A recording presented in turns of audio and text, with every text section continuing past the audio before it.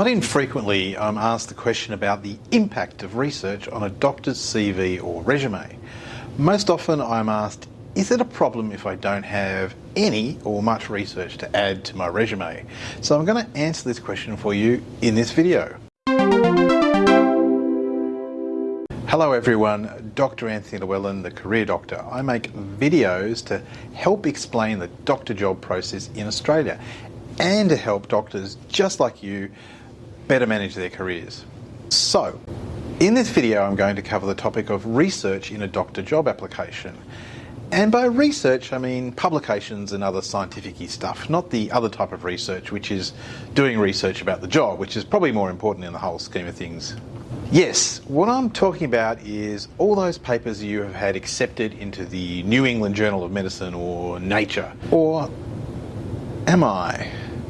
You see, the thing is, in most cases, whether you have or have not done any significant medical research, it's overrated for most doctor jobs.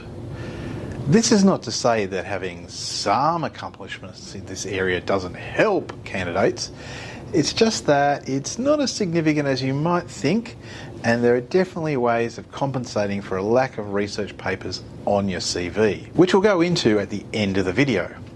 But let's talk about why research is not particularly important, as well as when it is actually important first. So, why is research not that important? Well, because for most jobs in medicine, research is not a critical part of the role.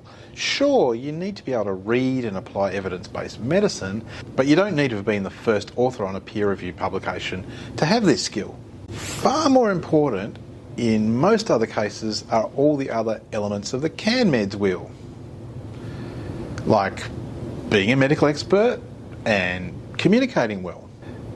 Wait, what's that you say? Research is missing from the CAN-MEDS wheel? Well, it is there. It's under scholarship, right there over there.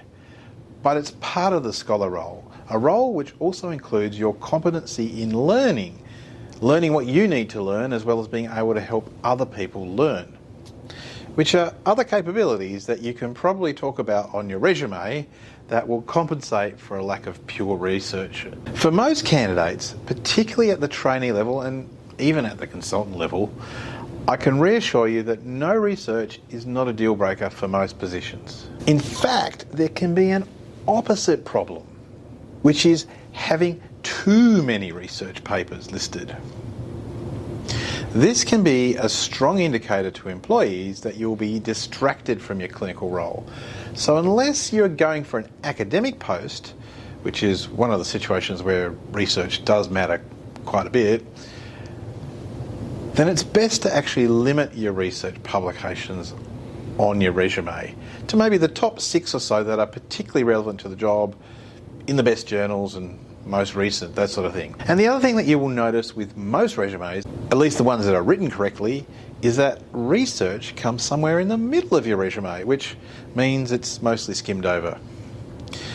Remember, employers are most interested in your most recent work experience and achievements, and not so much interested about publications or indeed where you went to medical school.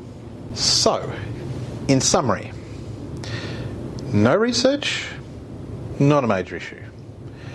Too much research, tone it down. But if the job mentions research in the title, then you probably do need to have done some research.